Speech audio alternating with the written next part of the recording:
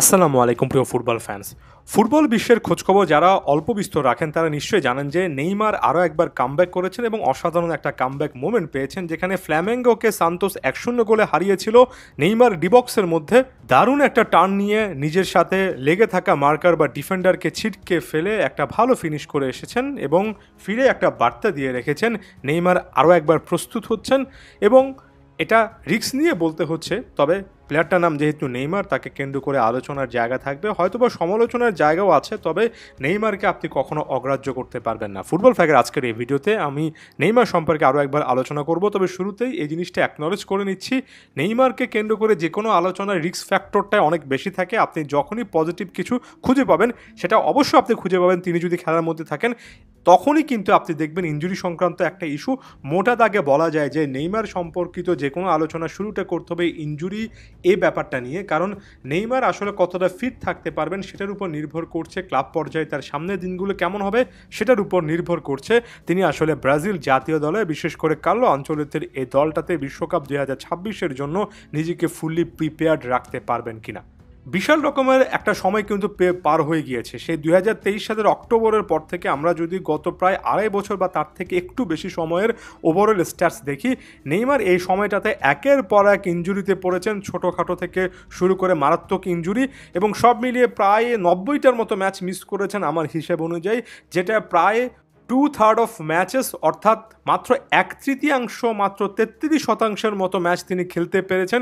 একজন প্লেয়ার 3টা ম্যাচের মধ্যে যখন মাত্র একটা ম্যাচে অ্যাভেলেবেল থাকেন, বাকি দুটো ম্যাচে যখন ইনজুরির কারণে বাইরে থাকেন, তিনি যত বড় ফুটবলারই হন না কেন, একজন কোচের জন্য সিলেকশন প্রসেসটা অনেক টাফ। তাই আপনারা যখন অনেকে প্রশ্ন করছেন নেইমারকে বা নেইমার সংক্রান্ত ব্রাজিল জাতীয় দলকে নিয়ে আলোচনা করা, আমি শুরুতে এই জিনিসটা বলবো, কার্লো আনচেলত্তির কাছে এখন পর্যন্ত অপশানটা নেই নেইমারকে নেওয়ার।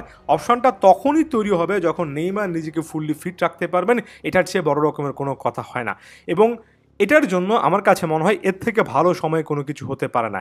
ব্রাজিলের সামনে কিন্তু ম্যাচ রয়েছে এই সেপ্টেম্বরে, অর্থাৎ আসছে 1 মাস পরেই কিন্তু ম্যাচ রয়েছে, 1 থেকে 1.5 মাস সময়ের মধ্যে। ব্রাজিল চিলির বিপক্ষে নিজেদের ঘরের মাঠে খেলবে, তারপর বলিভিয়ার বিপক্ষে অ্যাও ভেন্যুতে খেলবে। দুটো ম্যাচের যে কোনো একটাতে নেইমার কামব্যাক করতেই পারেন, তবে তার আগে শর্তটা হচ্ছে ফিটনেস টেস্টে উতরে যেতে হবে, এবং সেটা সবচেয়ে বড় পরিচায়ক হবে সান্তোসের সামনে যে ম্যাচ আছে। এই যে সিলেকশন, ব্রাজিলের সেপ্টেম্বরের ম্যাচের আগে সান্তোসের জুলাই থেকে অগস্ট পর্যন্ত প্রায় 7টার মতো ম্যাচ রয়েছে। এই 7টা ম্যাচে নেইমার আসলে কতটা গেম টাইম পাবেন, পেলে আসলে নিজেকে কতটা মেলে ধরতে পারবেন, এটার উপর অনেক কিছু নির্ভর করছে। এক কথায় বলা যায় যে নেইমার আসলে এবছরটাতে ফিরতে পারছেন কিনা, এবং এবছরটাতে ফেরা মানে আসলে কার্লো আনচেলত্তির দলে গুরুত্বপূর্ণ একজন সদস্য হতে পারছেন কিনা, সেটা জানার জন্য আগামী 1 থেকে 1.5 মাস অনেক অনেক গুরুত্বপূর্ণ সময়।